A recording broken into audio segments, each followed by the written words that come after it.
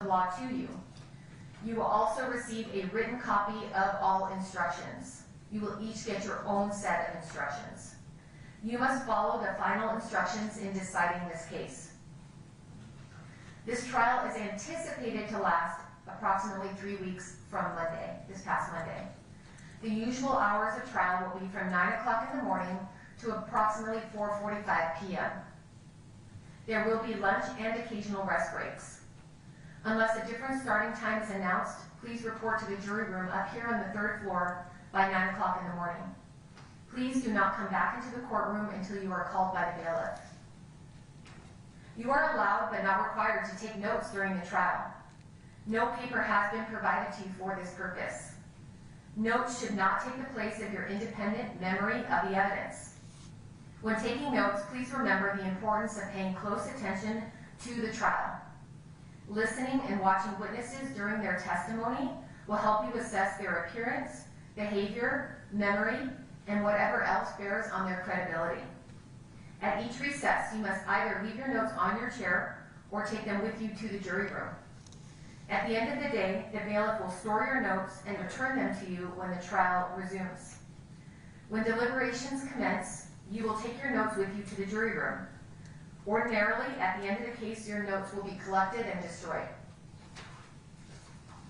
A criminal trial generally begins with the lawyers telling you what they expect the evidence to show. These statements and other statements made by the lawyers during the course of the trial can be of considerable assistance to you in understanding the evidence as it is presented at trial. Statements of the lawyers, however, are not themselves evidence. The evidence will be the testimony of witnesses, exhibits, and any stipulations or facts agreed to by the parties. After you have heard all the evidence, I will give you final instructions on the law. The lawyers will argue the case, and then you will retire to the jury room to arrive at a verdict. It is my duty to decide what evidence you may consider. Your job is to find and determine the facts in this case, which you must do solely upon the evidence received here in this courtroom. It is the duty of a lawyer to object to questions, testimony, or exhibits the lawyer believes may not be proper, and you must not hold such objection against the objecting party. I will sustain an objection if the question or evidence sought is improper for you to consider.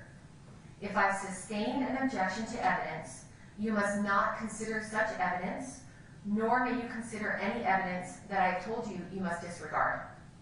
By itself, a question is not evidence.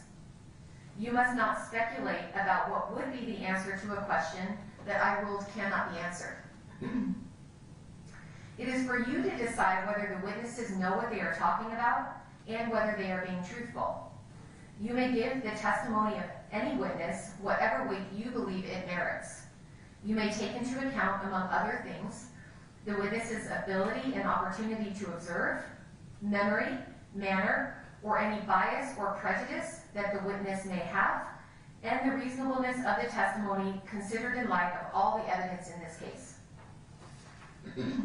No ruling, gesture, or comment that I make during the course of this trial should influence your decision in this case. At times, I may ask questions of witnesses. If I do, such questions do not in any way indicate my opinion about the facts or indicate the weight I feel you should give to the testimony of that witness. Ordinarily, the attorneys will develop all pertinent evidence. It is the exception rather than the rule that an individual juror will have an unanswered question after all the evidence is presented. However, if you feel an important question has not been asked or answered, write that question and your name down on a piece of your notepaper and give it to the bailiff before the witness leaves the stand. I will decide whether or when your question will be asked. Rules of evidence and other considerations apply to the questions you submit and may prevent the question from being asked.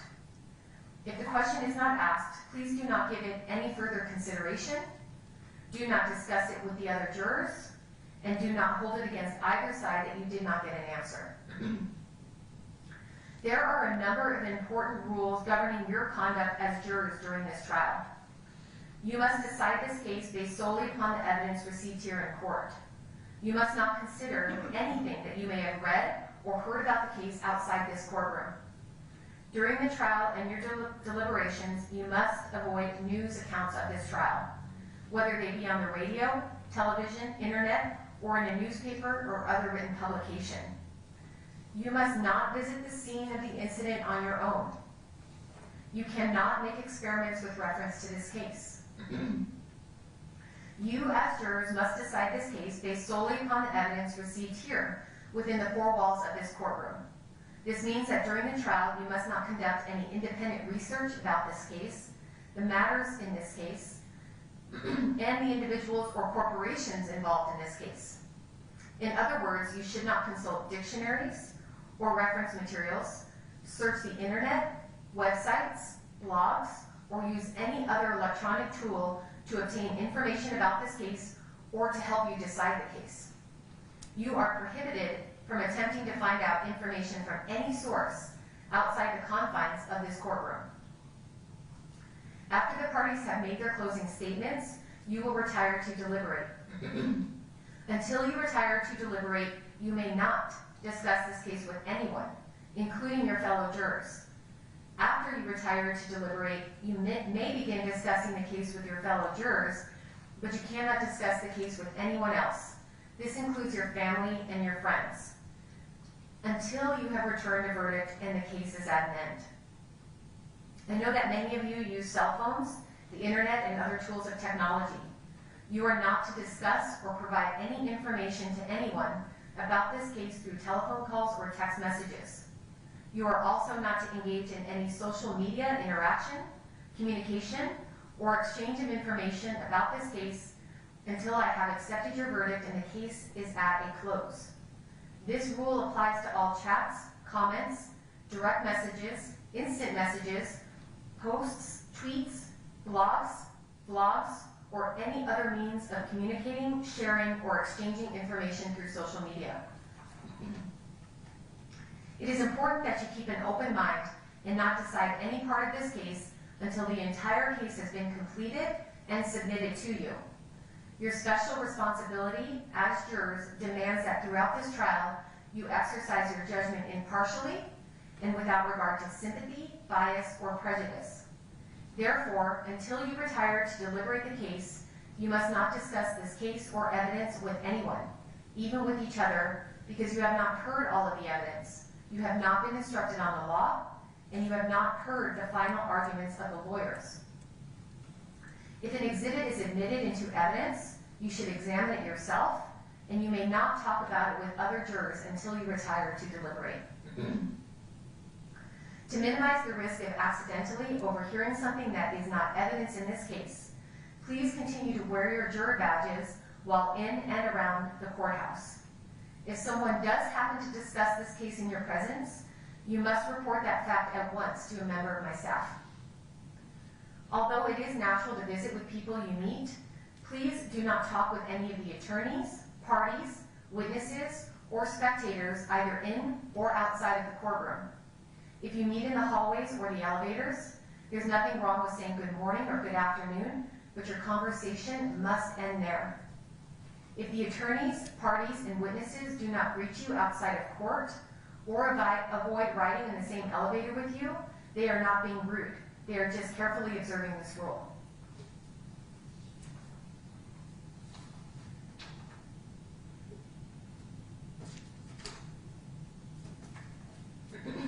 Cameras are allowed in the courts of this state under certain guidelines. In order not to distract you, they will be located in designated areas of this courtroom. In the event any member of the jury is distracted by any member of the news media, you should immediately advise this court. This news media has been instructed not to film the jury or any member of the jury, whether in the courtroom or outside of the courtroom. The cameras may be allowed to photograph the testimony of certain witnesses and not others, or only portions of the testimony of some witnesses. You are not to draw any inferences or conclusions whatsoever from this fact. The prosecuting attorney may now make an opening statement. The defendant's attorney may make an opening statement or may wait until later in the trial to do so. What is said in opening statement is not evidence. The opening statement is the lawyer's opportunity to tell you what the lawyer expects the evidence to show. State opening. Thank you, Your Honor.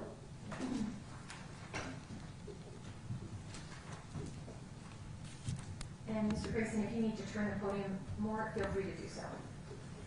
Thank you, Judge.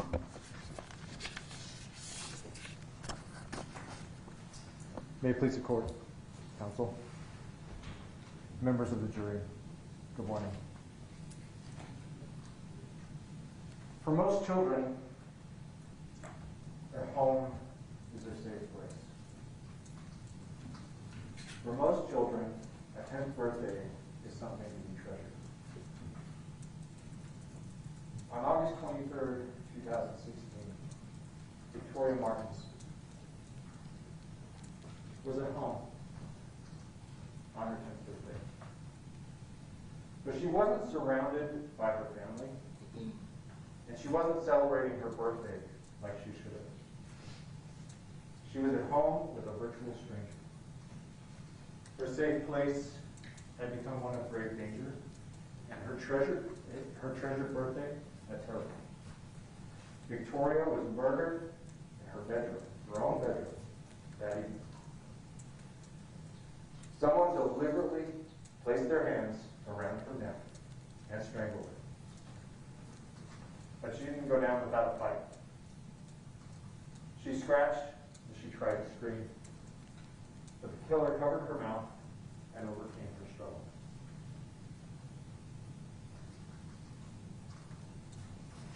This defendant did not personally strangle Victoria, but he created the danger that led to her death. And he didn't hesitate to tamper with the evidence of her murder. For the later part of that night, the defendant and his cousin, Jessica Kelly, tried to cover up their responsibility for the murder. They destroyed evidence by cleaning up the crime scene. They cut off Victoria's arms. They cut out her heart. And they cut out part of her liver. And then they wrapped these body parts in a garbage bag and put it by the front door for disposal. They cleaned the blood off Victoria's body, and they put towels in a washing machine and washed them. The defendant washed off the knives used to cut up Victoria's body.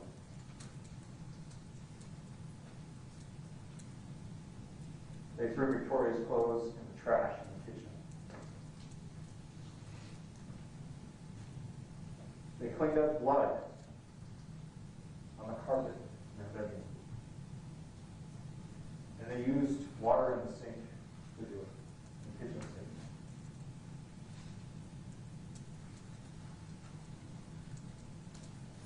sink. Through the course of cleaning up this crime scene, Jessica Kelly got Victoria's blood on her pants.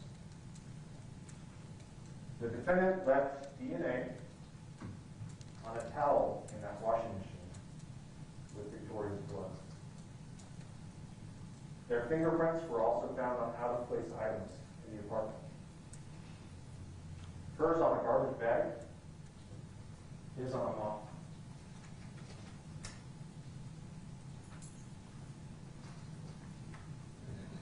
When they were done cleaning the bedroom, Victoria's mostly naked body was wrapped in a garbage bag and a sheet and carried to the bathtub. Jessica Kelly later lit the body on fire when police arrived. Despite the gruesome scene that it became,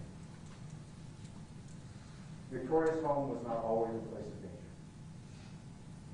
At apartment 808 in the Arroyo Views apartments on the west side, Victoria had a relatively normal home life up until about 2 weeks before her murder. Her mom, Michelle, kept a clean apartment. She had collages with pictures of her kids. She had emergency numbers on the refrigerator and pictures drawn by the children.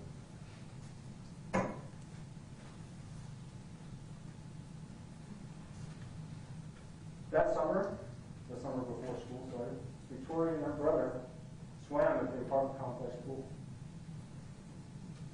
One of Victoria's neighbors had surgery. Victoria helped the neighbor carry things into her apartment and take care of the dogs.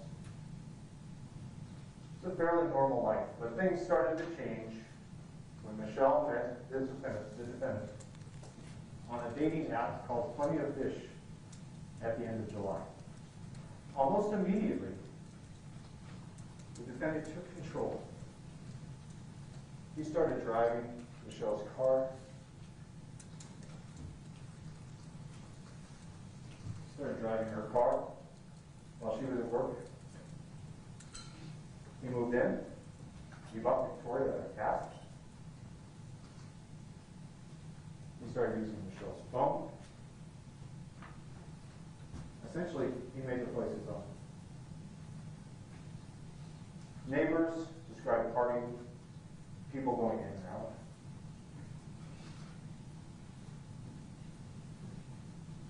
And when his cousin, Jessica Kelly, got out of prison, he invited her to stay at the apartment. And without Michelle's knowledge, he charged her rent. Having Jessica Kelly stay in that apartment was danger number one for Victoria. The defendant knew that Jessica had a violent past, and he described her as an off-the-edge, off-the-chain kind of girl. Jessica moved in on a Thursday. It was the Thursday before the Tuesday when Victoria was murdered. She was only there for 6 days. In that short amount of time, she, like the defendant, took over. She started driving Michelle's car around, sometimes with the defendant.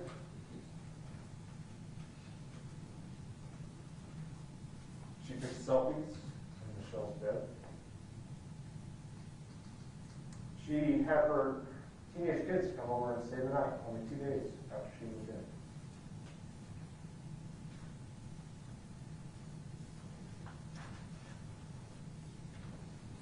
She invited a man over to the apartment late at night and had sex with him on a couch only steps away from Victoria and her brother in their rooms.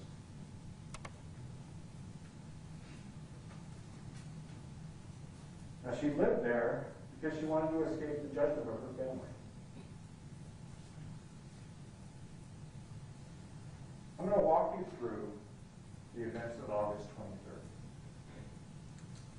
Starting with the events leading up to the murder, the circumstances of the murder, and the events that occurred afterward. And it started just after midnight, in the early morning hours of August 23rd. Michelle had gotten off work at Smith's about 10 p.m. She was home with Jessica and the defendant and Victoria. And the defendant sent a text to her. He said, "Do you want to do a line of methamphetamine?" Michelle replied. But that meant there was more for the defendant and Jessica. For the rest of the day, Jessica was high and paranoid.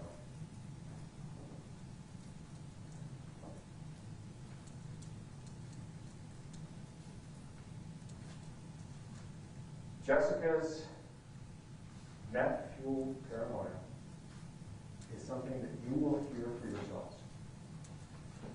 There was a recorded phone call between Jessica and her sister only a couple of hours before the murder.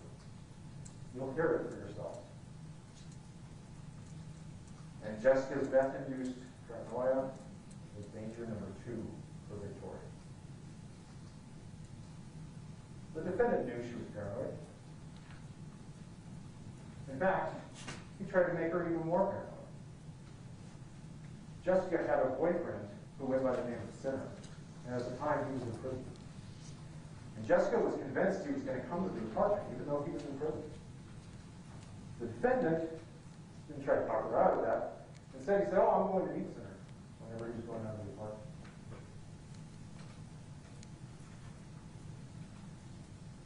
defendant didn't stop at inviting into the apartment the combined dangers of a violent person on a thought-altering drug.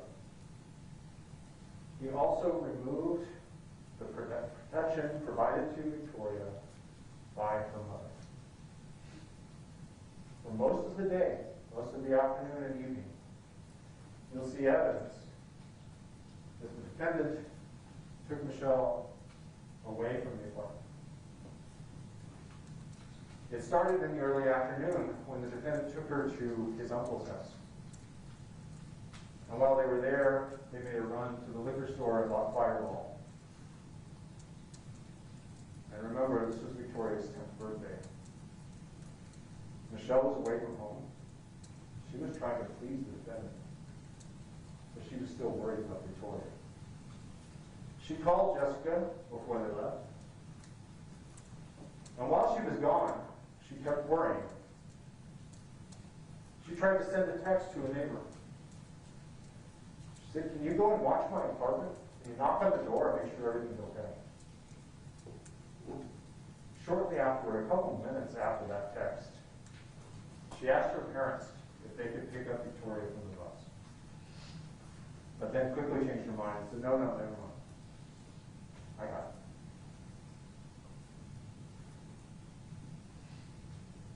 About an hour later, she sent a text to Jessica Kelly saying, "Can you make sure you get her at the bus? Please make sure you get her at the bus." And a half hour later, she sent a text to Jessica saying, "Did you get Victoria?" No response. No response to either text. Well, Jessica didn't get her from the bus. She didn't let her into the apartment. Victoria had to go to a neighbor's home. And the neighbor contacted Michelle and said, "Victoria's here." So Michelle and the defendant went back to the apartment. By the time they got there, Jessica had let Victoria in. This is about 5 p.m., about 3 hours before the murder. While they were at the apartment, they spent about an hour there. That was the only time that afternoon and evening that Michelle spent with her daughter on her 10th birthday. Jessica, during this time, she was still paranoid. In fact, this is the time period where you'll hear that phone call with her sister. She also gave Victoria money, a substantial amount of money, supposedly for her birthday. But the defendant took Victoria into a bathroom, got the money back. And he took that money and went to the giant station nearby and took Victoria with him. And he bought her a soda, and he bought himself some vodka. When they got back to the apartment at about 6:30 p.m., this is about 90 minutes before the murder.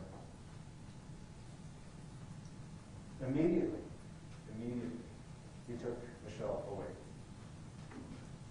They went to his brother's house to get marijuana, and they left Victoria with Jessica, even though Jessica had not picked Victoria up from the bus. They were gone for a short time to the brother's house, and then they went to Smith's to buy cigarettes. And came home with the cigarettes for Jessica. But again, they didn't stay. They dropped out the cigarettes. Jessica yelled at them for doing the wrong things. They didn't go inside to check on Victoria. They just left. This time, they went to a different brother's house for a different drug, methamphetamine. And this time, they took their time. They were gone almost 2 hours, until 8:48 p.m. Taking Michelle away from that apartment, that was danger number 3 for Victoria. Victoria was murdered during their battle.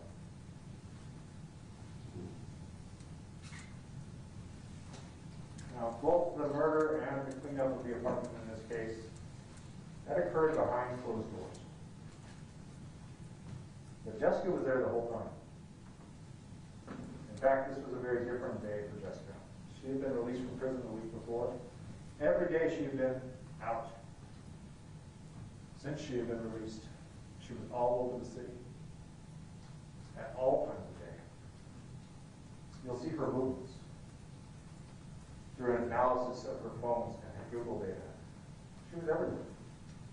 But starting the evening of the 22nd, right before they did that launch of methamphetamine, starting then, till the police arrived in the early morning hours of August 24th, she didn't leave the apartment, not once. Now Jessica is going to testify. And she'll be able to tell you about what happened in that apartment between the cigarette exchange at 7 p.m. when Michelle and the defendant went to his brother's house, at 8:48 p.m. when they returned. She'll tell you that at first she thought Victoria was with them. She didn't even know she was there. Turned out Victoria was outside playing by herself, so Jessica had her come inside, talked to some neighbors along the way. Jessica was still paranoid. But she gave Victoria some help.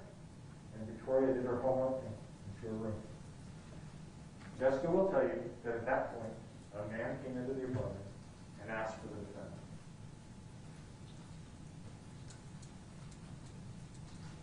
She told him, "It's just me and the girl," and pointed toward Victoria's room. Jessica will tell you that she thought this man looked like he knew the apartment, that he belonged there, and he looked casual. The man went straight back to Victoria's room. Jessica decided to go to the balcony and smoke a cigarette.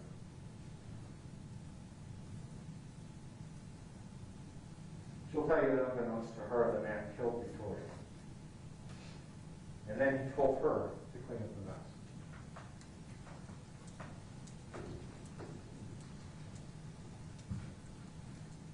Now here's the frustrating part. We're not going to be able to tell you who this man is. Jessica didn't recognize him. The neighbors, they didn't see him going around.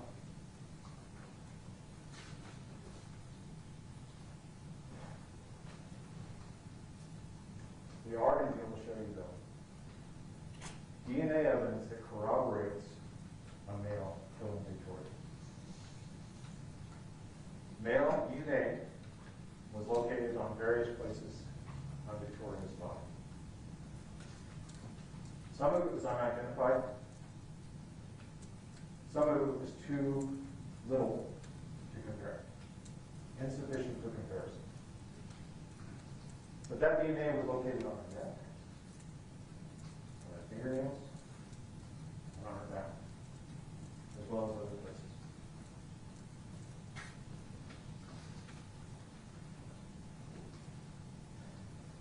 So after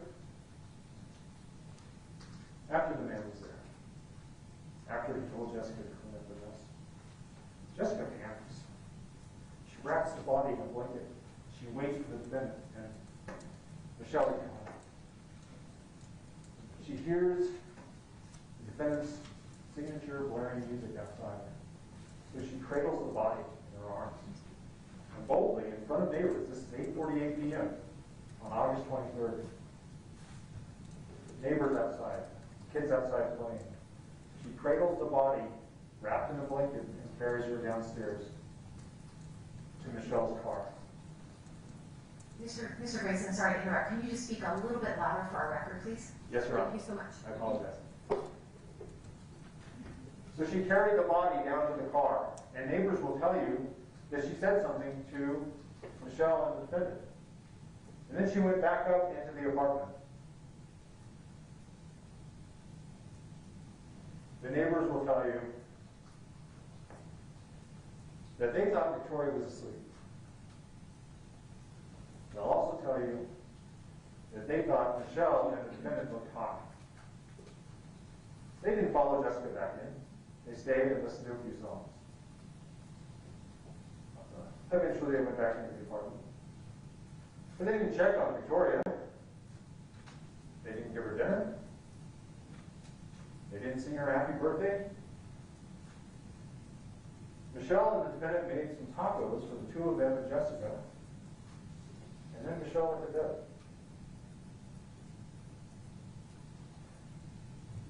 Jessica will tell you that during this time, she pulled the defendant aside, and she told him what happened.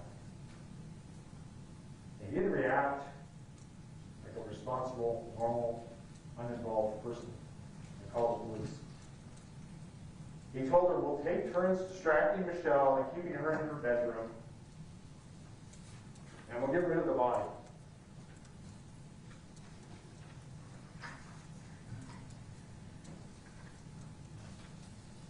Well, together, they nearly succeeded in cleaning up that crime scene. You'll hear from a medical examiner who will tell you that the amount of blood at that crime scene does not match the amount of blood that would have come from that little girl. They were good at cleaning it up,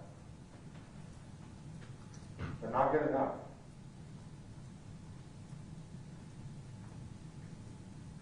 You'll see pictures, photos,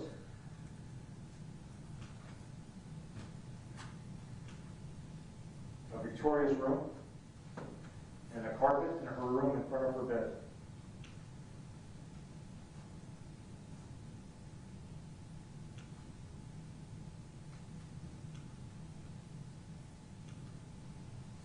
Here's the carpet right in front of her bed, meticulously cleaned, but not underneath.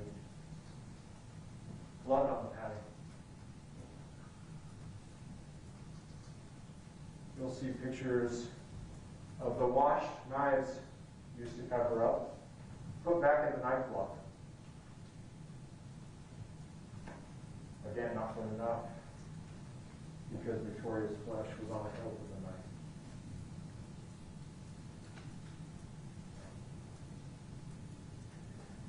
And of course her body, wrapped in that garbage bag, wrapped in that sheet, and placed in the bathtub, but still there.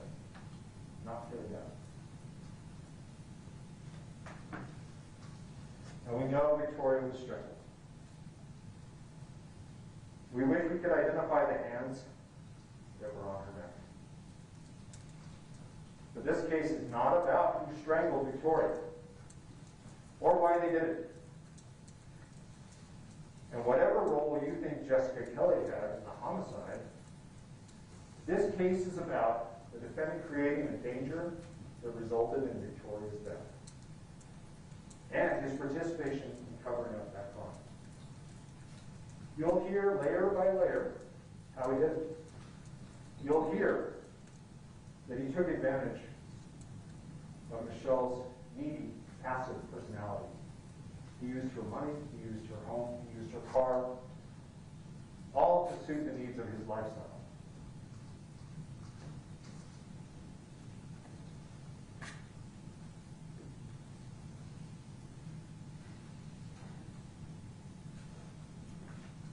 You'll see evidence about how he transformed Michelle from an attentive mother to a negative one.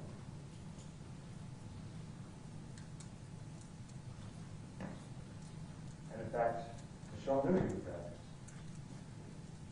She hid his very existence from her parents, who lived nearby, in order to take care of the kids.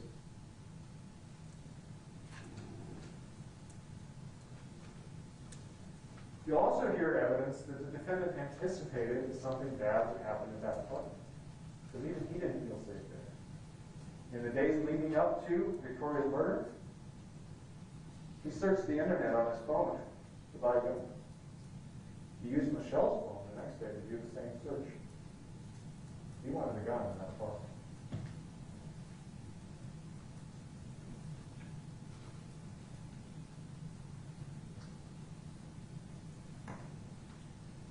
Now, on the day of the murder, of course, as we talked about, he was barely home at all. He kept dragging Michelle away to one relative's house or another, only just to then have her wait in the car. So why is she going with him if she's waiting in the car?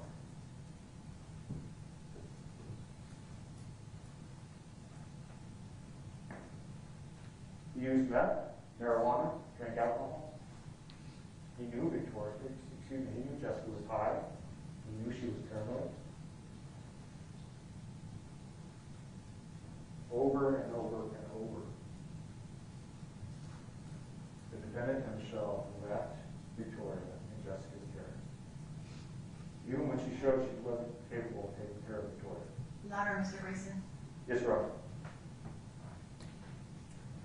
Now, I told you about male DNA on Victoria's body. Well, there's also male DNA. You'll see evidence of male DNA on important items at the crime scene. This is a wipes container in Victoria's room. And those wipes were used to clean blood off her body. There's also male DNA on the knife that was used to cut her up.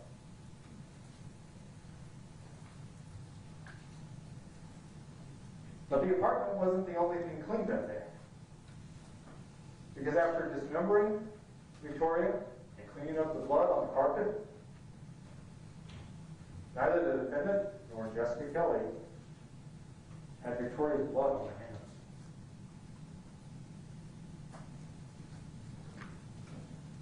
Now you're going to see phone evidence in this case. There's extensive forensics examination of several digital devices, including the defendant's phone, Michelle's phone, Jessica's phone. There are Google data, which shows their GPS locations. And you'll see evidence that the defendant was on his phone that night. He wasn't asleep. You'll also see evidence from the phones that both he and Michelle left the apartment during the course of that night. Now, apartment 808 is a very small apartment. 3 bedrooms, but it's only about approximately 1,000 square feet. Someone doesn't do anything in that apartment without the others in the apartment knowing about it. But it's hard in the abstract to get an idea of how small that apartment is. You'll get a chance to go to the apartment and see it for yourselves. You'll get to see how small that apartment is and how hard it would be for someone to not know about hours of cleaning up a crime scene with blood. That scene visit will give you context for the rest of the evidence in this case. There's one more event we need to talk about that happened that night. Because after the crime scene had been cleaned up, something else happened. The neighbors will tell you that they heard a fight between the 3 adults in the apartment. Jessica admits this. She'll admit to you that Michelle found out that Victoria was dead, and she didn't react. That made Jessica mad. Jessica grabbed a clothing iron and hit Michelle on the forehead. She'll admit that. But this wasn't just a quick fight. The neighbors heard the fight start and stop, and start and stop. They heard the defendant and Jessica Kelly out on the balcony talking. And then during the course of the fight, Jessica, as I mentioned, told Michelle that her daughter was dead. What did the defendant and Michelle do? They left. They left the apartment. The defendant told Michelle outside the apartment that she better be quiet because she's going to wake up the neighbors. Not once did they try to go back in that apartment to check on Victoria, much less protect her. They went to a neighbor's home to call the police and report the battery that Jessica had committed against them. But even that's not, everything is not as it seems there either. Because while they were at their neighbors, the defendant took his sock off, and Michelle took her socks off, and they threw them in the neighbor's trash.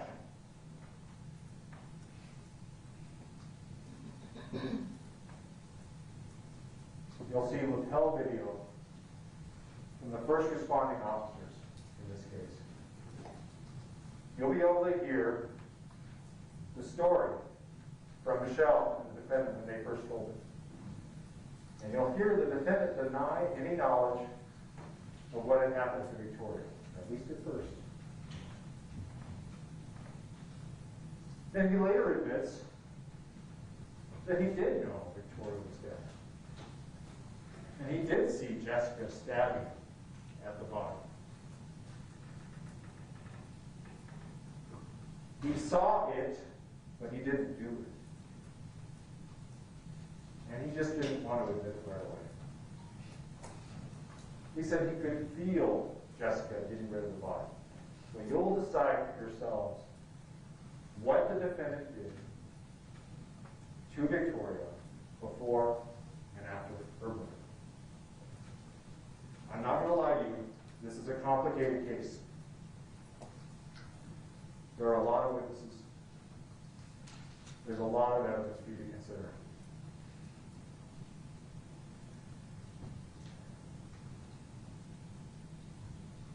But this case comes down to two simple things. The defendant created a danger that resulted in Victoria's death, and he cleaned up the crime scene to cover up his responsibility for her murder. Once all of the evidence is presented,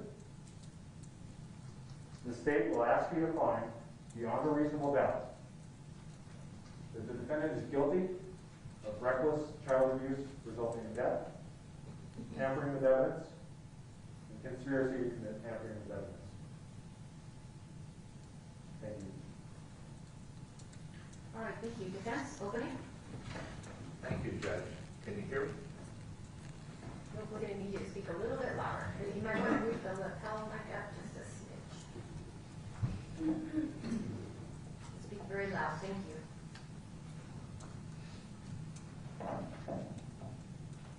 Nobody saw this coming. And can we take that down, or but nobody saw it. What we need to do is to really understand that fact. We need to back up not 2 weeks when Fabian and Michelle started dating, but 1 week when Jessica was released from prison. She got a bus to Albuquerque. Her best friend, Sharif Varela, picked her up with her kids. They went to the dentist. Jessica babysat for her. Jessica went to see her mom. And things were looking really good for her. She was renewing all of her old friendships and her family and her old friends. Lori Beck, Carolyn Armijo, Roxanne Cordova, all young women her age who had children. Many of them relied on her to babysit their kids because she was really good with kids. And she had no history of violence before what happened. The first night she stayed with her son at her friend Lori's house. Then her mom for 2 nights, back to Lori. Things going on, especially with her 2 children. She landed a job at Church's Chicken starting the following Wednesday. And that was the same place where her friend Lori worked. On Saturday afternoon, she and her mom watched her son Mondo, who was a middle schooler, play football, YAFL football. His team won.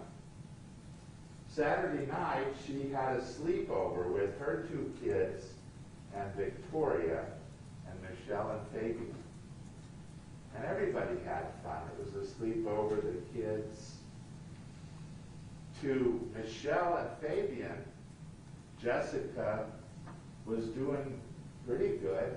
I mean, there were problems, but she was good with kids. She could be trusted. And she renewed her friendship, obviously, with Fabian.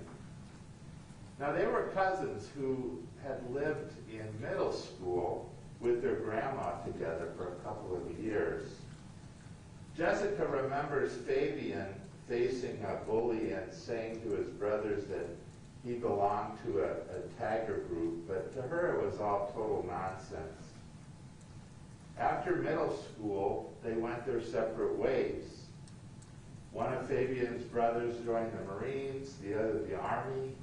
Jessica got pregnant, had Destiny, and then when she turned 18, she had her second son, Mondo.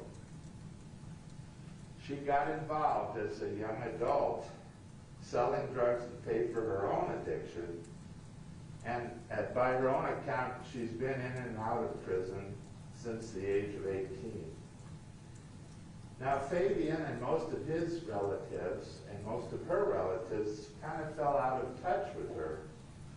He, for one, never visited her. They never wrote. She never called. But now she was out and doing good. Jessica's friends scheduled a barbecue for Sunday, which is just 2 days before this happened. Fabian went there, got into a fight with another cousin, Amanda, who punched him in the eye. He left the party embarrassed and angry, texting Amanda, but nothing really happened. It's true he looked up on the internet, how do you buy a gun? But he didn't buy a gun. None of that really has anything to do with what happened. But what does have something to do is Jessica left the party with a friend. With hindsight, that was the first sign of trouble. Now on Monday, Jessica saw her uncle, got him to pay her $20 for her EBT card.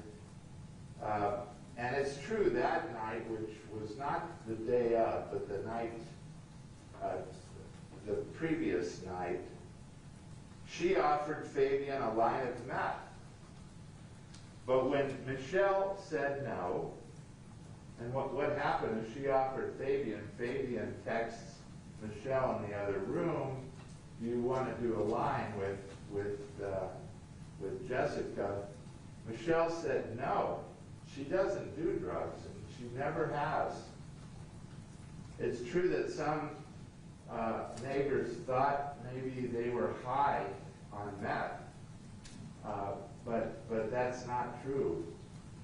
She didn't do drugs, and even Jessica will admit that Michelle didn't do drugs, and Jessica didn't do drugs in the house. It wasn't allowed. This was Michelle's house.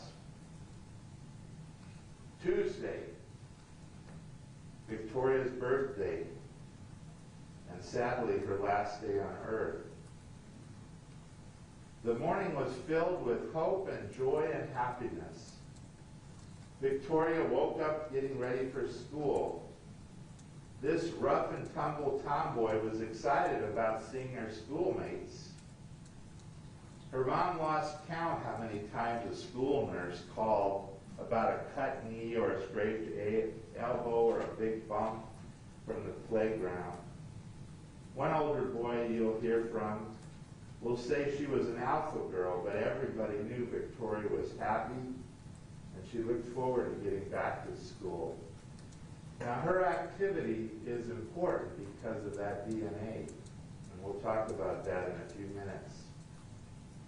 That morning, Victoria did not take a shower, but she fixed food for her new kitten, Reese, that Fabian had bought for her. She's got a sketch of Reese hanging proudly on the refrigerator door. And you'll read a card or a letter that she wrote to her mom's new boyfriend, Fabian. I really like you, but don't forget the zoo, because he had promised they would go to the zoo. As the state admits, Michelle was a good mom, attentive.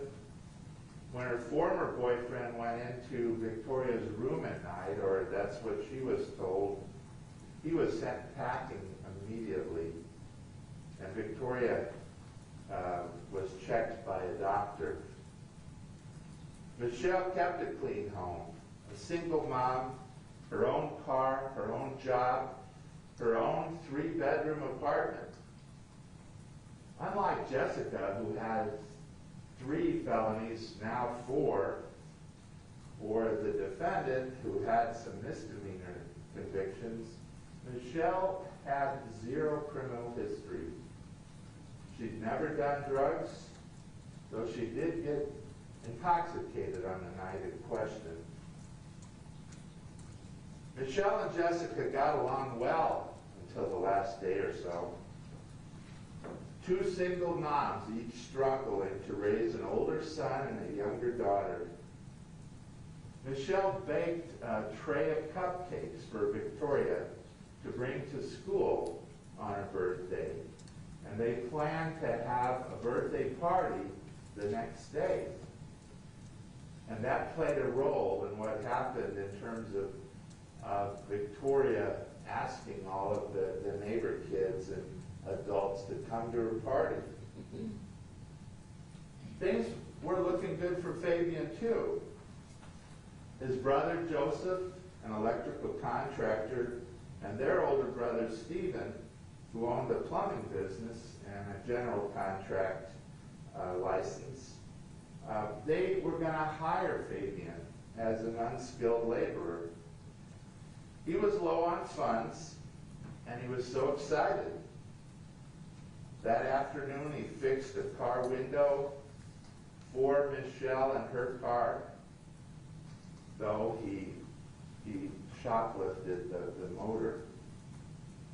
Not a good fact, but things were looking up. That afternoon, Victoria was still at school when Michelle and he left to visit his family. They were going to talk about the job offer, and he was hoping maybe he could get a little weed from his brother. But there's no meth exchange. Nobody's going to say that. Indeed, the people who examined Michelle and Fabian and Jessica shortly after this, there was only one person that looked high on drugs. The other two were alert and sober. Now, so they go to visit the family. Jessica's supposed to pick up Victoria at the school bus. You've heard that. Don't be late to the bus stop and walk her straight home. But Jessica forgot. Victoria walked home with the mother of another of the kids, and that mother texted Michelle, and Michelle was furious. You know, I told this woman we've had these other problems. I don't think Michelle knew about Jessica having a boyfriend over one of the nights, but there were other things. This was the final straw. Either your cousin gets out of here or you're getting out of here. She laid the line down. They come flying back from his family to see, what's going on. And by then, Victoria was in the house, and in her mind, everything was fine. And Jessica, but Fabian told Jessica, you're going to have to leave. And the original plan was to leave that evening, but the mom didn't know how to get there, so okay, you can leave in the morning. Now, it's true, Jessica gave some money to Victoria, but it was more than what you should give to a 10-year-old. It was like $60 or something. And he talked to her in the bathroom, and some of the money came back, but they held on to 20 or something. And he and her, with Michelle's permission, and this is the first time he was allowed to be alone with her because of her hypervigilance of what had happened with the old boyfriend, they went to the Giant. He bought a bottle to celebrate with Michelle, and he got her the Coke and maybe a snack there at the Giant, and they came back. Now, Fabian wanted to go back to see his brother. They had abruptly left when Victoria was locked out and they got the call, he agreed, and it was only going to be a short little finishing up of their visit. They were going to be home before it was dark. And Victoria wasn't alone with Jessica. She was outside playing on her scooter with her friends. And there's a lot of mothers there and kids, older kids. And really the decision was made by Michelle. Well, she's better off here. Let's get back quickly. And so they left. That was the fatal decision that was made. But it was not one with knowledge of danger. Victoria wanted to invite everybody to her birthday party the next morning. She's safe at home in her neighborhood, or so Michelle thought. The murder. After Fabian and Michelle left, Jessica told Victoria to come inside. Victoria apparently changed into her pink pajamas, or that's what Jessica will tell you. Why did Jessica strangle Victoria?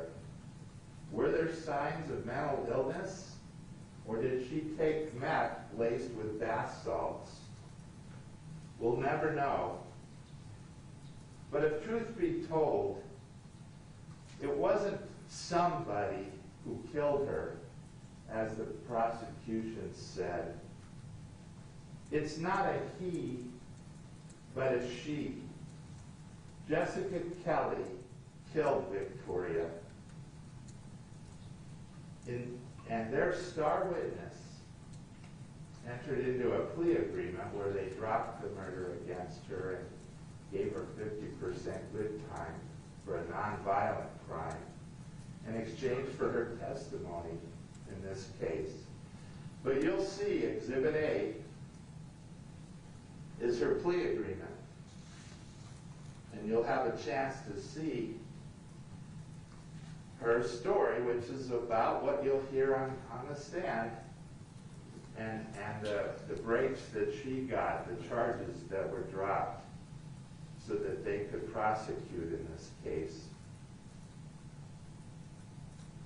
Jessica never screamed for help or called 911 when some strange man that nobody outside, there were 4 kids that see her bring the child out a short while afterwards. Nobody saw this car driving around that she'll tell you about, a strange car with people in it, a well-dressed man with a Mexican accent who goes up the steps in front of all of these people into the apartment, down the steps, and leaves. Nobody saw that. She didn't cry for help or call 911. Instead, she wrapped the body in a blanket and carried Victoria's body outside onto the landing. Jessica started down the stairs, but Victoria's body was too heavy to carry any distance. Jessica was a very strong person, but she had no endurance. And there were people outside, including Michelle and Fabian had returned. And they were listening to music, unaware of any danger, unaware that her daughter had already been killed. Jessica smiled and everyone thought Victoria was asleep. Not only the 4 kids, there were adults that were coming back from the grocery store that passed by her, other parents and people outside. It was the first day of school for the older kids, and everybody was outside on this August early evening. You see, Jessica fooled everyone. She fooled the kids standing at the bottom of the stairs. She fooled the adults coming up. She fooled Michelle and Fabian after she tucked the body in bed. Fabian fixed them dinner and cleaned up afterwards. Even the police were fooled into believing Fabian killed Victoria later that night until they finally dropped those charges against him. Fabian and Michelle went into the master bedroom. Jessica's plan was both simple and crazy. She needed to get rid of the body. She was strong, but she couldn't carry the body. So she would cut up the body into lighter pieces.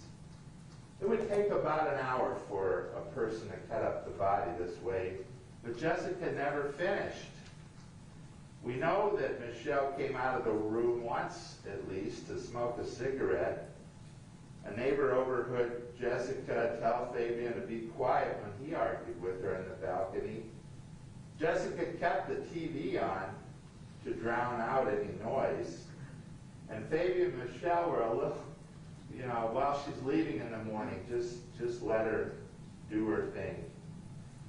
When Michelle fell asleep, Fabian got bored and answered a text from an old girlfriend, posted something on Facebook in the bedroom. Not exactly what someone cutting up a body would do. Jessica never answered her phone. She was occupied. Finally, Fabian and Michelle were sound asleep, but time was running out to cut up the body. Not enough time to get rid of it. Probably she did make one dump run because all of the clothes that were in the closet that were piled up when she cut up the body, they're missing. The pink pajamas are gone. She hasn't told anybody that yet, but sounds like there was a dump run where they didn't go to the two dumpsters right outside, but she went somewhere else. A new plan. Jessica snuck into the master bedroom, stole their cell phones and wallet, planned to kill them and burn down the apartment. Jessica stormed into their bedroom with a laundry iron. "Do you believe in God?" she asks. Both were startled awake, and a fight quickly moved from the bedroom into the living room. And people from below them and to the side heard this. Jessica smashed Michelle in the face and the back of the head with an iron. The fight stopped, and Fabian tried to clean up a little bit of Michelle's blood, hoping Victoria was hiding in her room, trying to calm Jessica down. He didn't know the full extent of what was going on here. There was just a domestic violence that seemed to come out of nowhere. Michelle, at some point, runs into Victoria's bedroom and manages to lock the door. And then Jessica turns around and hits Fabian in the back of the head and the small of his back with the iron. Fabian grabbed the iron and threw it over the balcony and jumped over the balcony and started pounding on doors for help. Michelle managed to get out the door. There was no Victoria in her bedroom, and Michelle raced to the front door. She got free, and as she was shutting the door on Jessica's arm, Jessica bragged, "Your baby is dead." "What?" Michelle ran downstairs and caught up with Fabian. A neighbor called 911 for them, and they waited for the police. She had said that, but that couldn't be true. Jessica was alone when she set fire to the body, put her stash of cell phones and compact discs into a basket, her meth and Fabian's wallet in her bra. Just as the police were breaking in, she jumped from the balcony, injuring her ankle. When Jessica was arrested outside, she told detectives, "Well, somebody else set the place on fire, not her." The officers found Victoria's body and the orange laundry basket with the wallets and cell phones and Jessica's purse on top, random socks, and a bag of body parts. Michelle did not know. She didn't know for sure. She had been told that, but she didn't see anything. Michelle and Fabian told the truth for hours. You'll hear what they told the police at the scene, which is probably the best evidence, and you'll have to decide, are they telling the truth? Is that all they knew, or did they know something much more? Unlike Jessica, who ended her police statement in about 3 minutes, Fabian was interrogated for over 8 hours wearing only his shorts with Michelle's blood on it. Michelle, at some point, broke down. She had been hit on the head twice, her nose. One moment, Mr. Evans. Is there objection? Yes, Your Honor. Do you want a bench conference or do you want to go back into the jury room? Your Honor, can we go in the jury room? Sure. So, does anyone need a bathroom break? All right. I'm talking to the jurors. All right, then I'm happy to stay put. Did anyone raise their hand? Did I miss?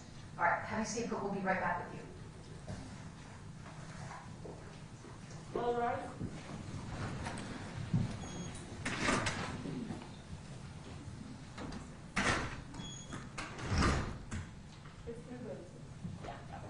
You may be seated.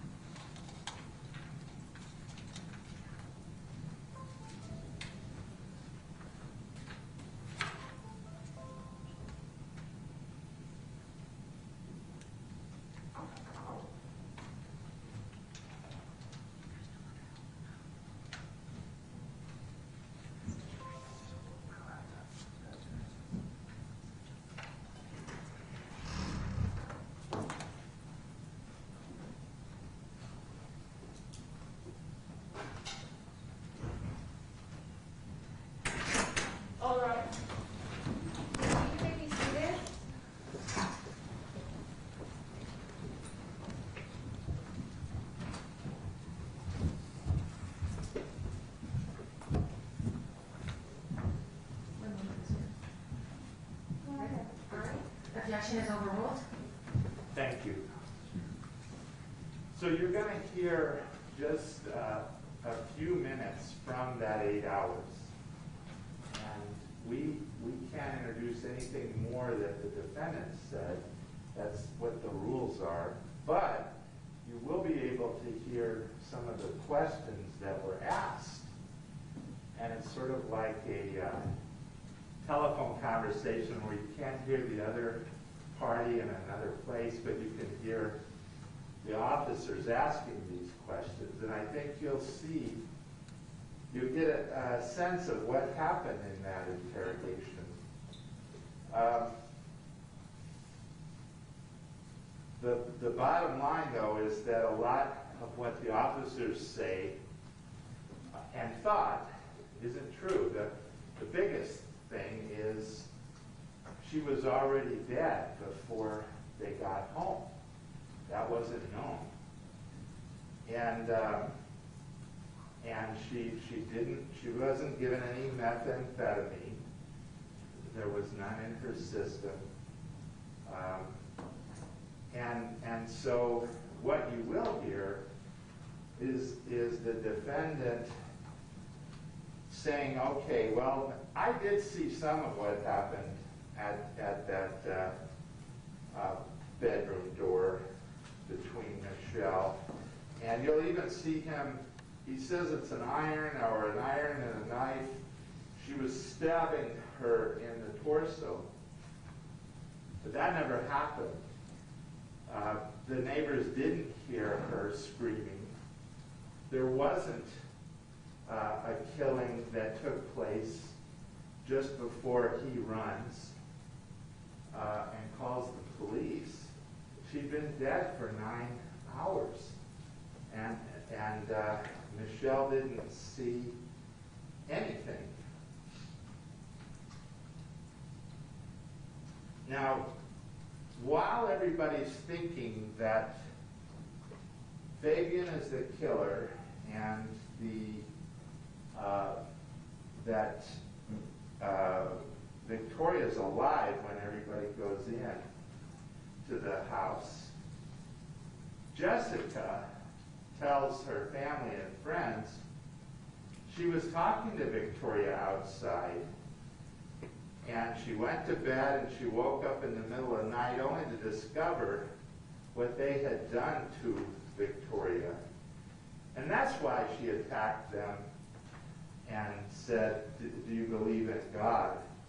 Is because she was so upset at what they had done. But thank God for hard science, because it cleared up most of her lies.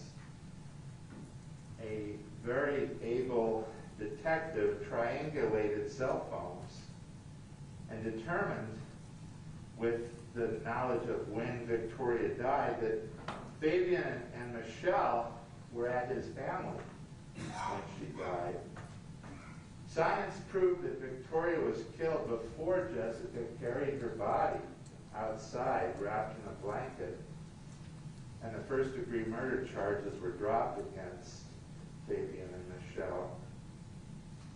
The autopsy did not show that Victoria had any alcohol or meth. She was never stabbed. Everything else was done to her body. 4 unknown male DNA profiles were found on Victoria's back, and not one of them matched Fabian. The problem is the police never got DNA samples from her playmates, people she played at the swimming pool and the playground and the school bus chair. These are transferred DNA. Now, the state filed a complaint against not one but 2 of the DNA samples, the 2 DNA strands. They don't know the name, so they put their name. But Jessica, her story doesn't have 2 men coming upstairs. She couldn't figure out a story that would fit that. So the prosecution charged John Doe, actually 2 John Does, entered into that plea agreement. She pled no contest. Your objection, can we have a bench conference? Bench, come on up. So ladies and gentlemen, for the shorter conferences, we're going to do it here, and I'm going to put on white noise so you can't hear us, okay?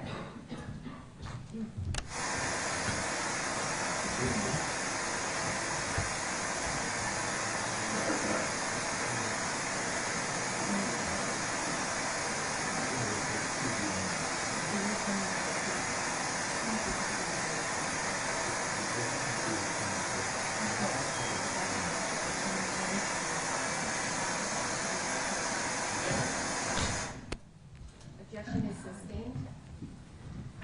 Can you still hear me? All right, so I misspoke there. The charging document has just John Doe, but it lists 2 different DNAs, and they can't be the same person. And that's the problem with this. Sustained.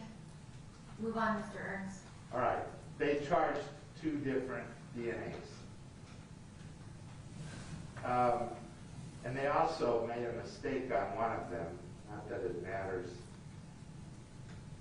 Now, Jessica is going to take the stand. She's going to say, we believe, that Fabian helped her cut up the body because this stranger, who we'll call John Doe, had her tell Fabian to do it. The stranger didn't tell her to bring the body outside or do any of these other things or set it on fire or any of those things that she did on her own. The parties agreed that her crimes were not violent, so she's earning half time. You may not like Fabian by the end of this trial, yet no one could have imagined Jessica or anyone murdering Victoria, bringing her body outside in broad daylight, cutting her to pieces, attacking Fabian and Michelle with an iron.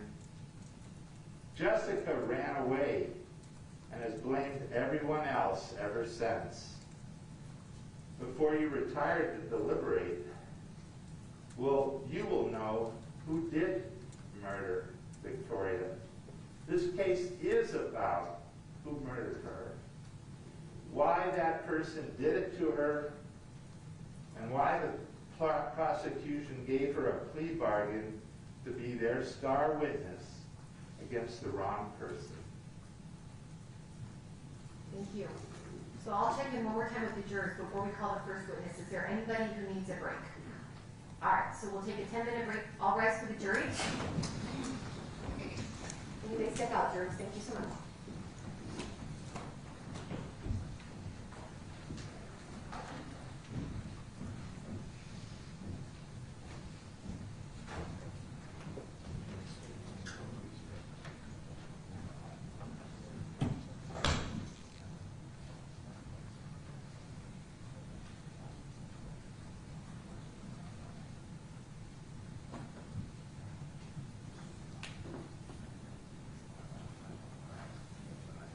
You may be seated. We'll take a 10-minute break back at 10 to 11.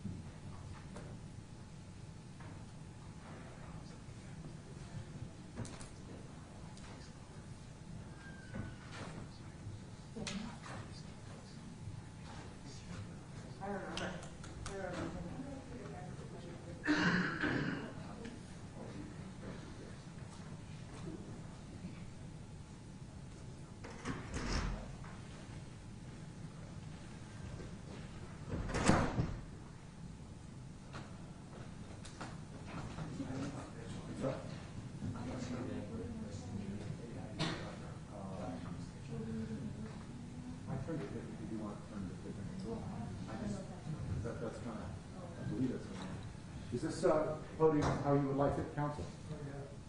They're gonna probably wanna flip it back so they can see the. Flip it back to this way? That'd be my Yeah, guess. plus we're gonna face this. Okay. Right.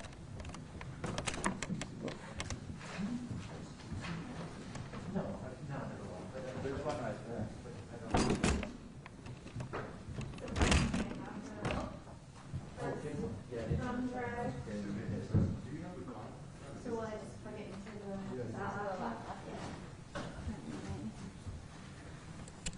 You guys may wanna use this as security. You know how it's going.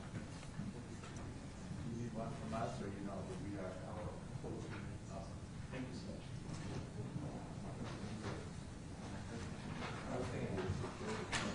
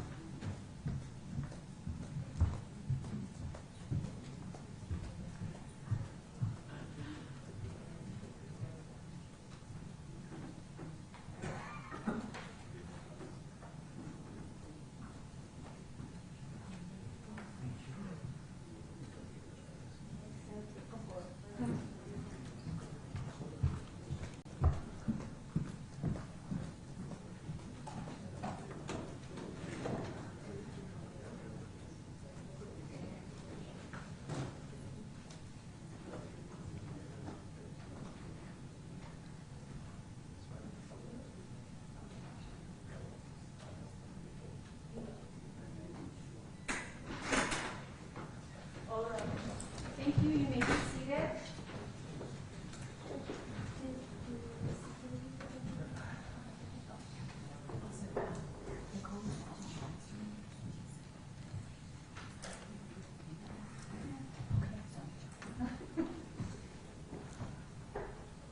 You ready? Okay. Your Honor, one small issue. Sure. There was a report that the defendant was in the restroom at the same time as the jurors. We're, security's gonna speak with, the defendant and defense family. We're gonna go to different floors now, okay? So defendant and, Mr. Gonzales' family, go to the fourth floor for the bathroom, okay? Thank you. All right, let's go ahead and bring it in.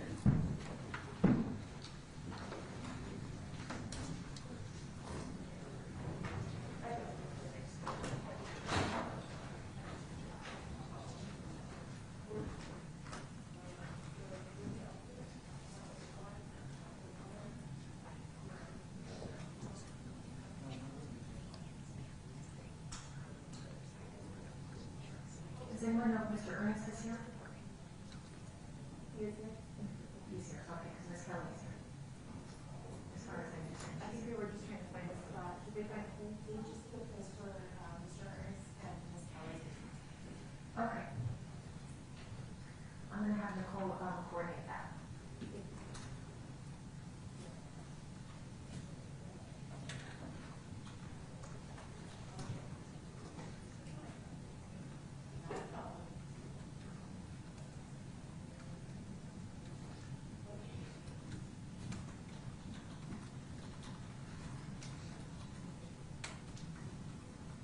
All rise.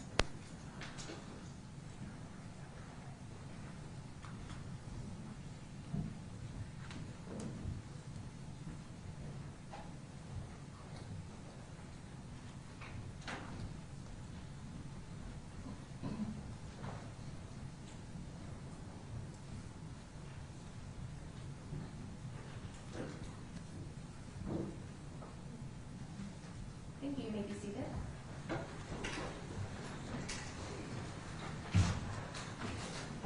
The state will now present its evidence.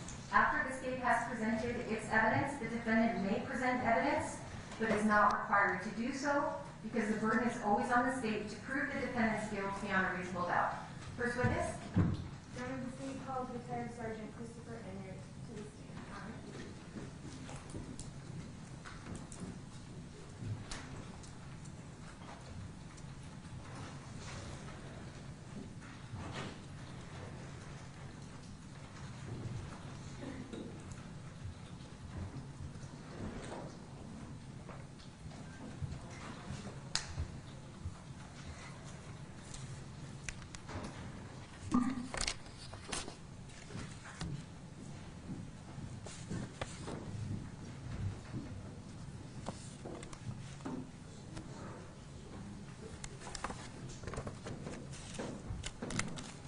Do you solemnly swear or affirm under penalty of law the testimony you're about to give will be the truth, the whole truth, and nothing but the truth? If you have a seat, state your name, and make sure you're nice and close to that microphone, please.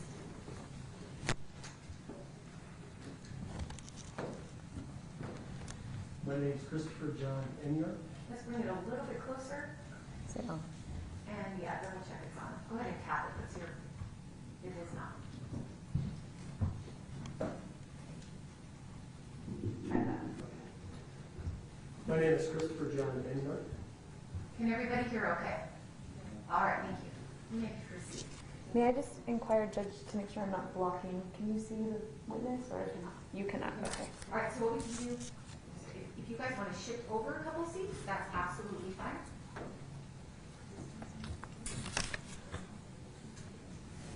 Okay. And you're okay. All right.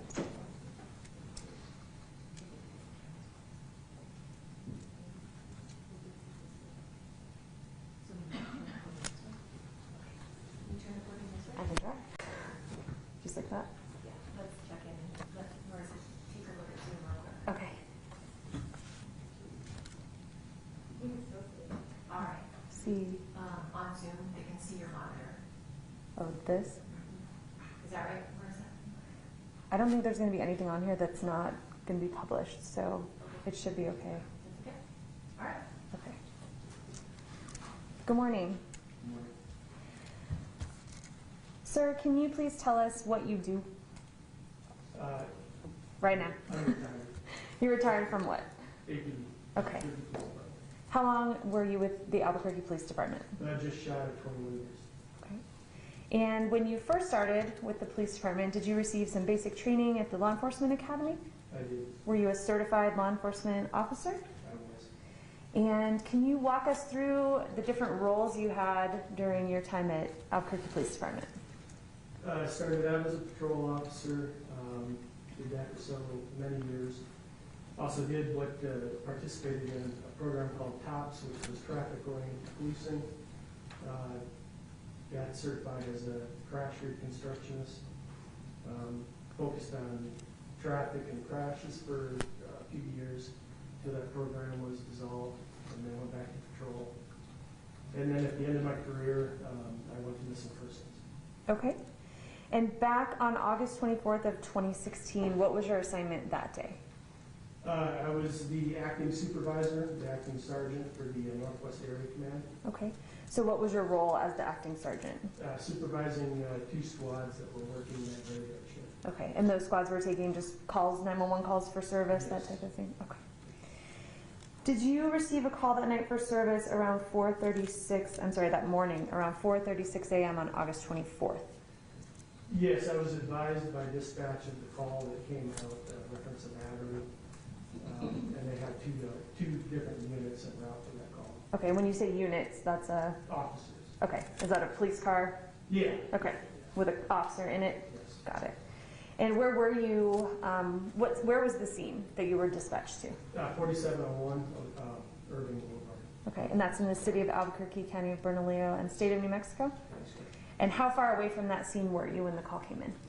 I was at Golf Course and Paradise, traveling northbound on Golf Course when the call came out. So I was within a couple miles of the location. Do you remember arriving around 4:41 that morning? Does that sound about right? Yes, I arrived at approximately 4:41. Officer Senate was the primary officer. He arrived within 15, 20 minutes or 20 seconds after. Okay, so you arrived first and Officer Senate is just right on your tail? Yes. Okay. Who else was dispatched sort of right away? Officer Landavazo was Officer Senate's backup officer. They always send 2 officers for the call. So those were the 2 officers, Officer Senate and Officer Landavazo. And Landavazo arrived third in line? Okay. So when you and Officer Senate first got there, where did the 2 of you go? We went to apartment 406. That's what dispatch advised, that the victim of the battery was at apartment 406. Okay. And did it turn out to be it was really apartment 407? Yes. Okay. And at that point, are you assessing the scene or are you in supervisor mode? What? I'm in supervisor mode. I'm just there to make sure that the officers have what they need to handle the call. Okay.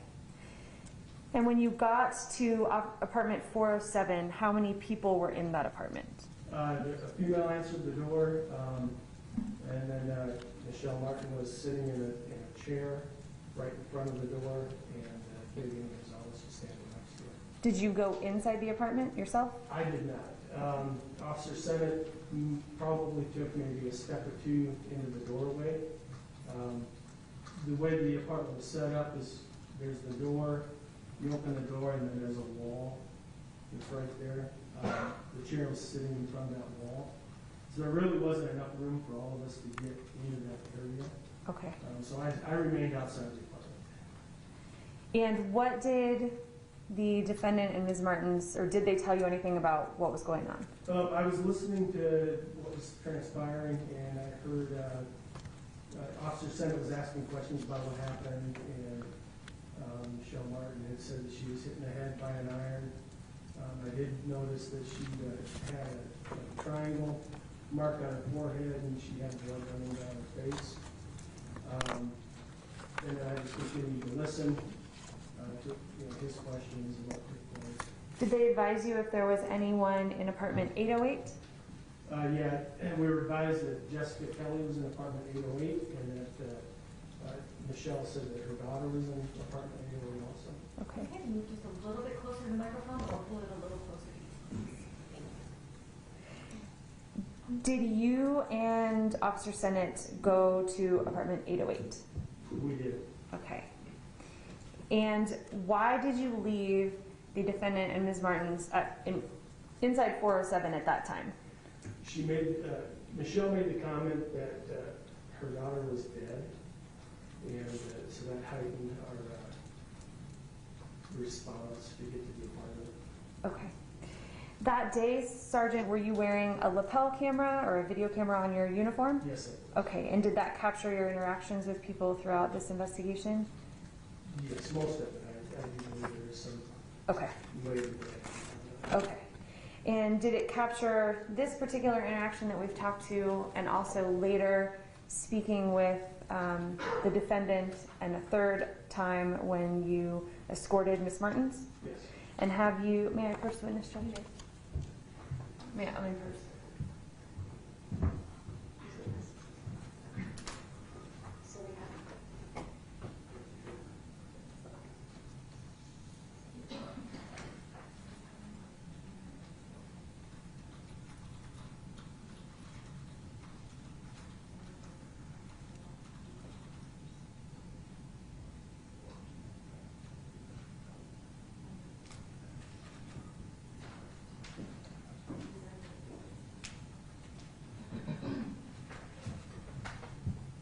And your, I'm sorry, Sergeant, I'm going to show you this envelope. Are you familiar with this envelope? I am. And this has been marked as State's Exhibit 1 for identification. How are you familiar with this? My signatures. Okay, and I'm going to open it, and inside is a thumb drive. Do you have a chance to review the contents of this thumb drive? I did. Okay. And does this thumb drive contain the 3 lapel videos that we discussed? Yes, it is. And does it also contain those same 3 lapel videos with the addition of some captioning at the bottom, sort of saying or scrolling what people were saying? Yes. Okay. Your Honor, at this time, the state would move to admit what's been marked as State's Exhibit 1 into evidence. Any objection? No objection. States 1 will be admitted and you may publish. Thank you, Your Honor.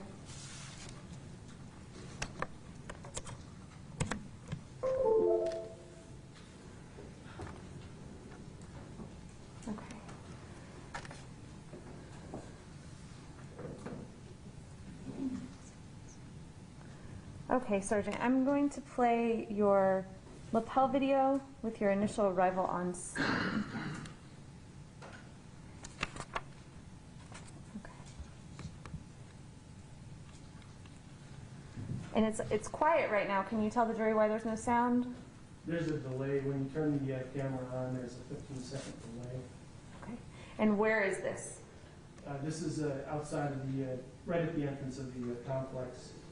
I parked down one building away from the apartment that we were going to. And which apartment are you approaching right now? 407. 407. Okay.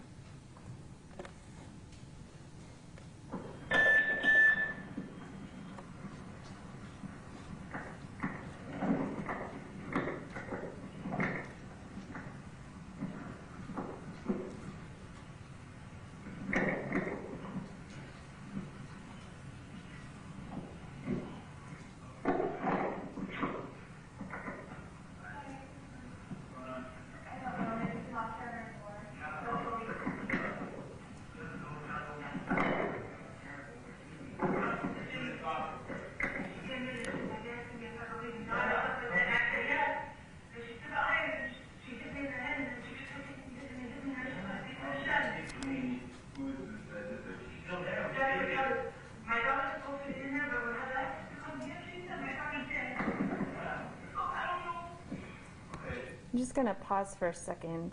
Not sure if I can make the volume a little bit louder. Maybe I can. Okay. Okay, so which officer are we seeing in this frame right here? That's Officer Sennett, he's the front. So you're just right behind him? Yeah. Okay. I'm going to continue. Let me see. Your daughter? How old is her? Okay. Who did it? She. Is it friend? Yeah. So we're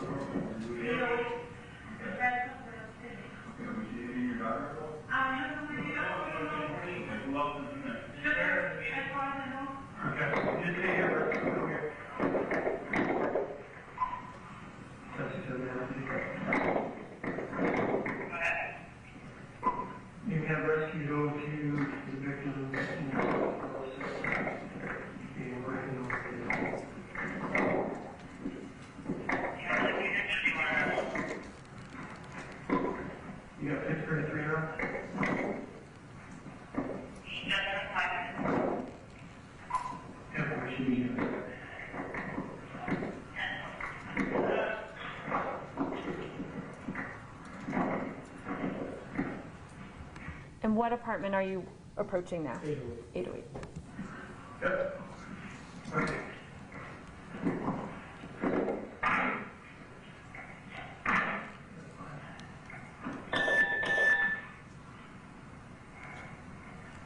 Albuquerque, be ready to open the door. For Jessica, come open the door to Albuquerque, please.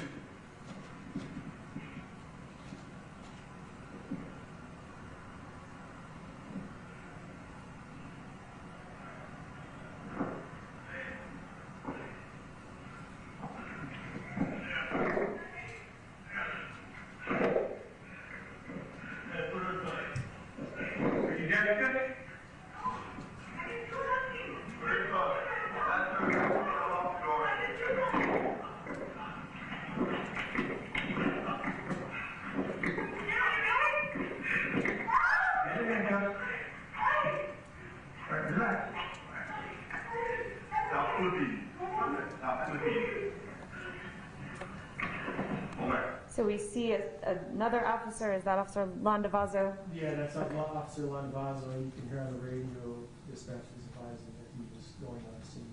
Okay.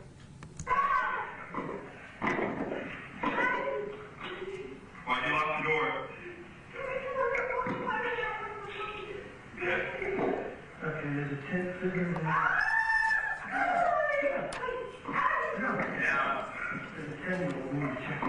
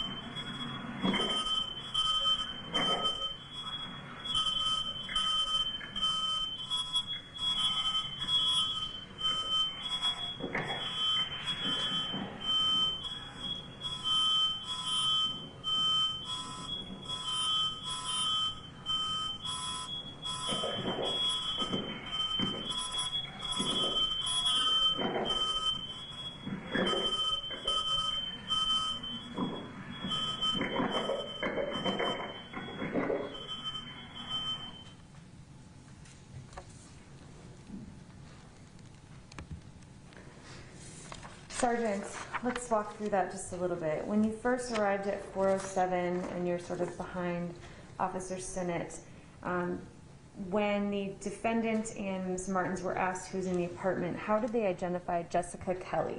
Who did they say that was? A friend is what. Okay. Bring that microphone closer, please. A friend. When you first got up into the apartment, did you, obviously the smoke alarms started going off, and is that why the decision was made to sort of breach the door? Yes. Okay. And when you got inside, how heavy was the smoke in the air?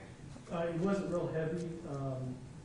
You could see the smoke, but I mean, it wasn't heavy enough that you couldn't see where you were going and stuff like that. And at first you went to the kitchen. What was happening in the... Let's wait 1 second. We're having a problem. Oh, okay.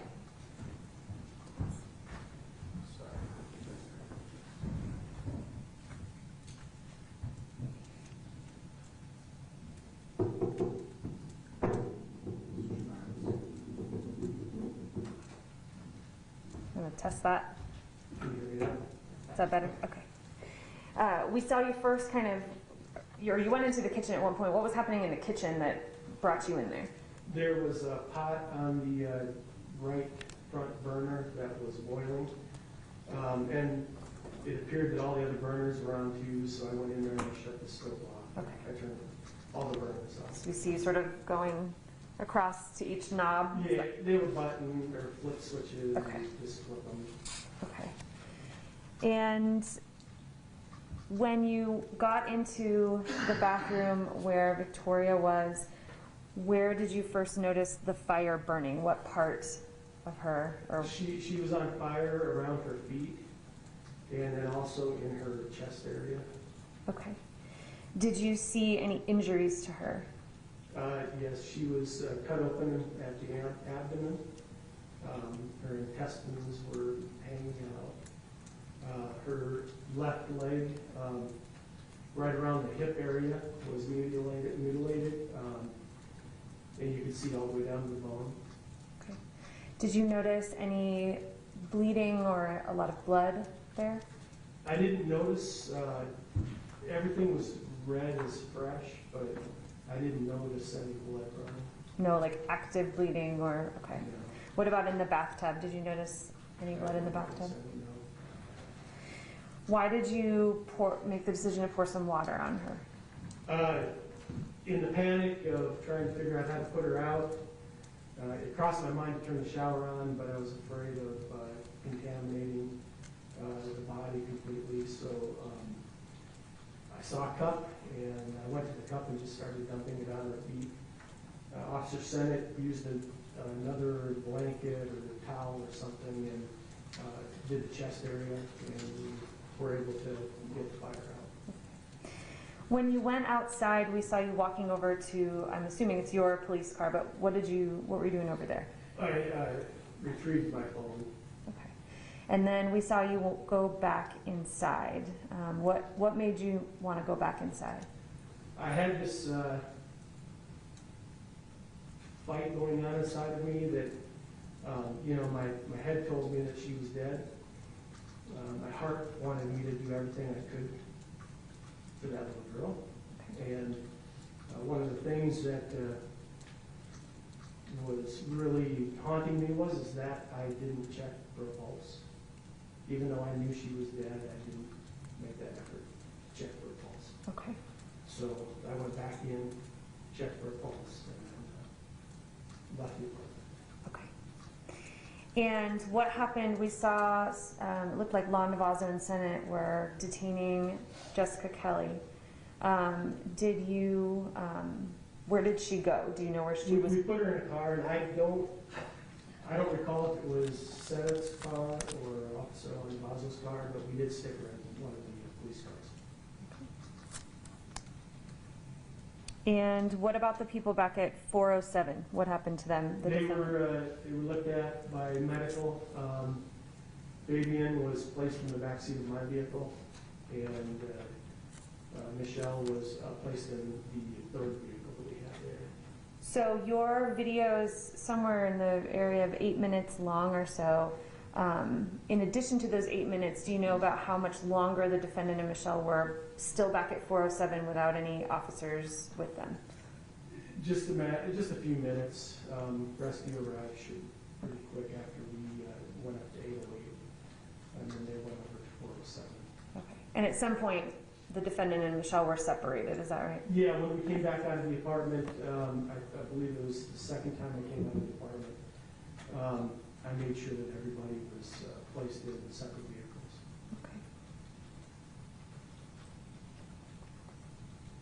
Why do you separate people at scenes like this? What's the point of that?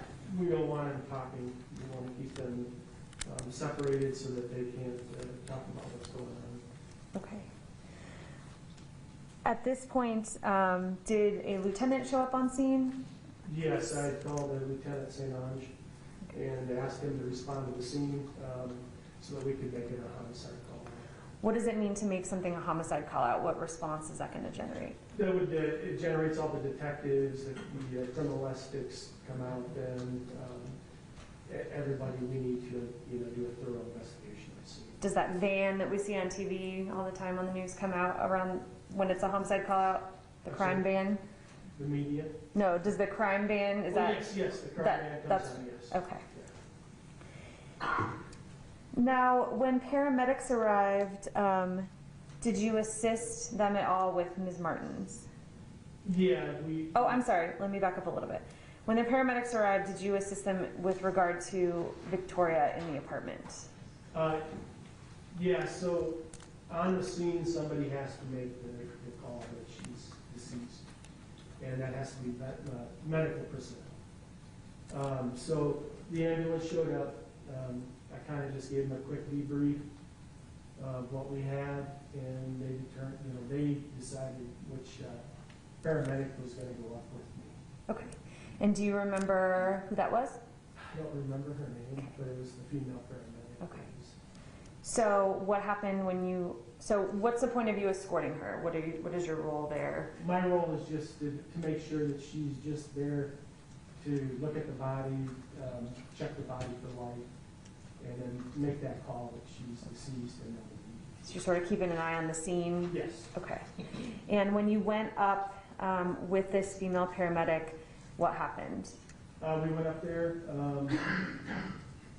I don't think she's prepared for what she was going to see. She became pretty distraught, was panicking about where to put the leads, and the leads are what they put on the body to check for heart rhythm. Okay. And so she fumbled around with that, trying to find an area to put them on the body. And I could tell, she was pretty distressed. So I just said to her, can we agree that she's deceased? You, in your mind, you think she's deceased? And she said yes. Okay. And I said, okay, then let's get you out. Okay. And once she was escorted out, did anyone else go into the scene? And Officer Apodaca was at the door to make sure that nobody else went into the scene. When she left, she forgot her medical bag, so I met the fire department at the top of the stairs, right at the door, and then I carried her medical bag out. And at that point, was the apartment sort of It was secured off and nobody went back in until the criminalistics team? Not until warrants were done. Okay. Did you have any interactions with Jessica Kelly aside from what we saw on the scene? No. Okay.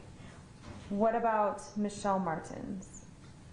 Medical staff wanted to transport her to the hospital for her injuries, so I went over, opened up the police door, the back car door of the police car, and told her that she was going to be transported and asked her to step out. And, she said she was dizzy, and I said, no problem, I'll assist you. We'll get you over to the ambulance. Medical staff helped. We got her over to the ambulance. And you were wearing your lapel for that? Yes, I was. Okay. I'm going back to State's Exhibit 1, play the video of publish the video of you escorting Ms. Martens.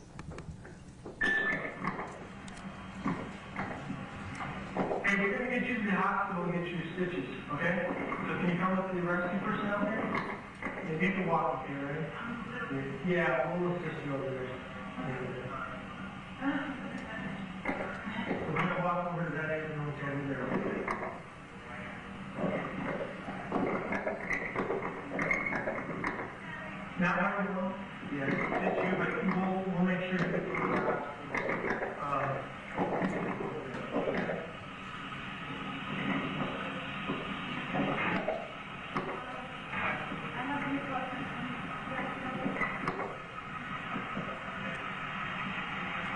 One rock.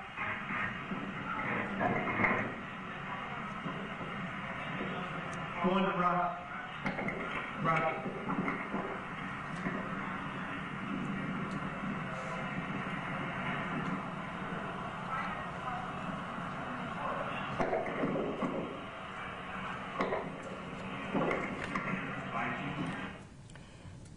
So it's a little hard to hear, but during that little brief walk where you get her out of the car she's sitting in and walking over, did Michelle Martens ask about Victoria? No. What did she ask for? She asked if Fabian could go to the hospital. Okay. Did you have an opportunity to speak to the defendant on scene after he was detained also in a police car? I did. He was in the backseat of my police car. I went over to check on him. Okay. And was that also captured on your lapel? It was.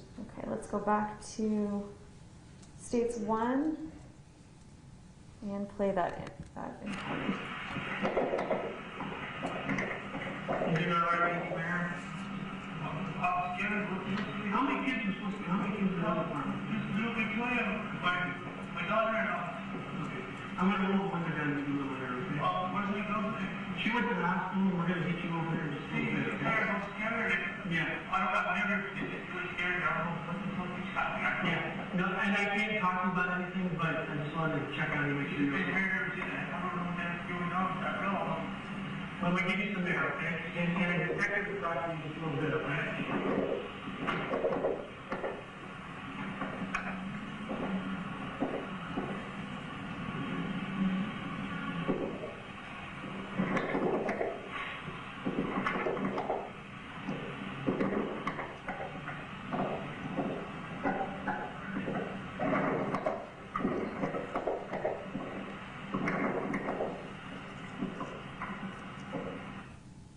Okay. Do you see Fabian Gonzales in the courtroom here today? And can you identify him by an article of clothing? I'm very sure. Your Honor, will the record please reflect that the sergeant has identified the defendant? The record will so reflect. Did you have any further interactions with the defendant aside from what we just saw? I did transport him to the main police station. And did you have a conversation or did he say anything to you on the way there? He just asked several times about little Victoria. And what did you tell him? I just told him that I couldn't talk to him about it. Okay. I just told him I couldn't talk to him about it. About how many times do you think about his little Victoria? And did he ask about little Victoria? Probably 2 or 3 times in the drive down. Okay. Did he ask about Ms. Martens? No, Did he ask about Ms. Kelly? no, Was he showing any emotion? no. About what time did you complete this call, if you I remember? believe I was done approximately like 10:45 to 11 o'clock in the morning. In the morning, okay. Now, since we saw you and you talked about touching Victoria's neck to check for a pulse, did you later submit a DNA buccal swab, which is that big Q-tip that they put in your cheek to take DNA samples, to Detective Rich Lewis so he could submit your DNA to compare against what was found? I did. Okay. May I have just a moment, Your Honor? In the meantime, let's try and switch on to the battery on that.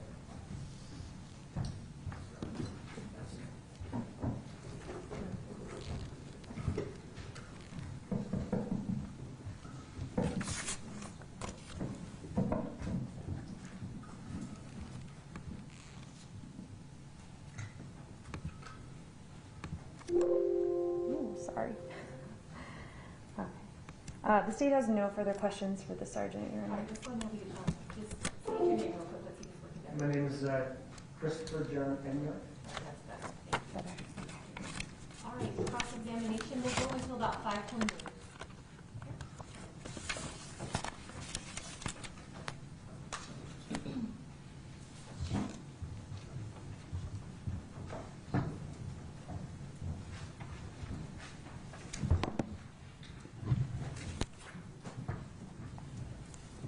Sergeant, you're retired sergeant now, huh? Yes. I Not- think you might be okay with the lapel. As long as your lapel's on, Mr. Ernst, that should be. That's what I thought. Yeah. Thank you for your service, sir. I just have a few questions that I wanted to walk through. First, sort of the obvious, that we see Michelle Martens and Fabian when you go into that apartment 407, I believe it was, right? Yes. And Fabian is dressed only in shorts and underwear, no socks, no shoes, no shirt. That's correct. Okay. Now, Ms. Martens reported that Jessica came in and she was like, "Do you believe in God?" Is that what she said? That is what she said, yes. And then Mr. Gonzales said, "Yeah, something stupid," was his. That's correct. Then the next is Ms. Martens explained how apparently Jessica took the iron and kept hitting her and hitting her and hitting her. That's correct. Officer Sennett, with you there, asked, "Well, who is this that did this?" Correct? Yes. Fabian said, "She's still there with the baby." That's correct. And then Michelle answered, "Jessica Kelly, my daughter is supposed to be in there, but when I left to come here, she said my daughter is dead." That's what Michelle reported. Yes. And then Officer Sennett asked if Jessica was just a friend, and Michelle answered yes. That's correct. So it wasn't the defendant who said it was just a friend. No, it was Michelle. Michelle, okay. And the person we see that's screaming, "I didn't do nothing," was in fact Jessica Kelly. That was Jessica Kelly. And as you were headed up the stairs, she came around the apartment complex, didn't she? She did. And she said, "Somebody just started a fucking fire in there and I went over the fucking building, dude." Did she say that? She did. That's all I have, thank you.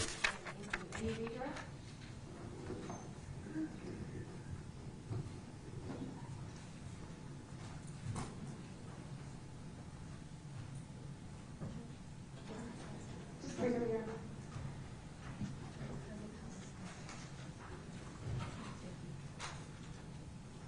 Oh, Judge, I forgot one thing. May I reopen cross? You may, go ahead. Thank you.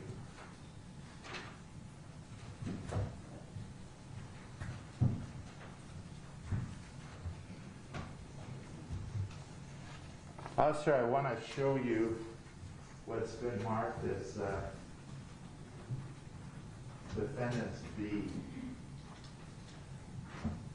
Is that a still from that first video that we watched?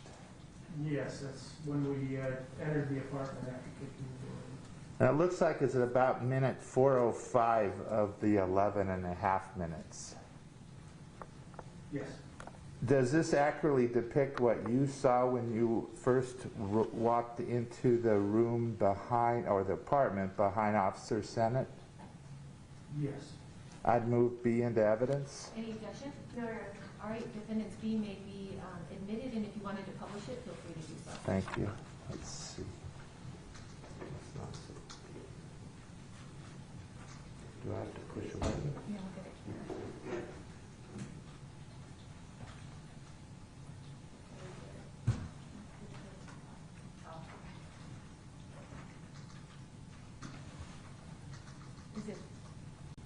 Is the light on? There it is. There we go. Was the TV on? If you look to the right of Officer Sennett, the TV was on in the living room at 4:40 in the morning. 4:05? 4:05 in the morning. Yes, it appears it's on. Okay. And those videos, there's actually, I think there's 6 videos on the thumb drive. Is that right? Yes, because, 3 of them don't have captions, and that's what we saw. yes, But the jury can look at the other 3 if they need to, and that actually has the transcript of what's being said. that is correct. That's all I have. Thank you, Oh, Judge. thank you. Redirect? Actually, Your Honor, we have no other questions for this item. May he be released? Yes, for last one. Okay, you Thank you. are free to sit down. Thank you. Thank you. We're going to have a brief conference with the parties if you want to come on up here, please. Let's make sure we get that exhibit to the court monitor too, please.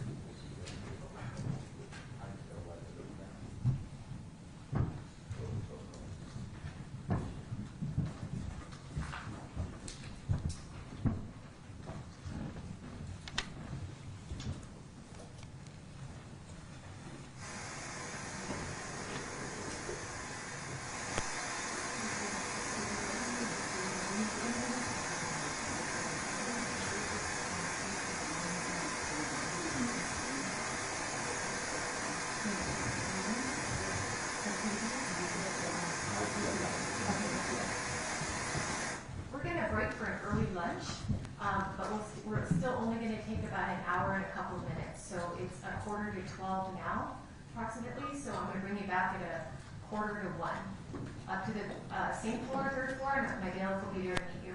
All right? All rise for the jury. And you are free to leave. Thank you, ladies and gentlemen.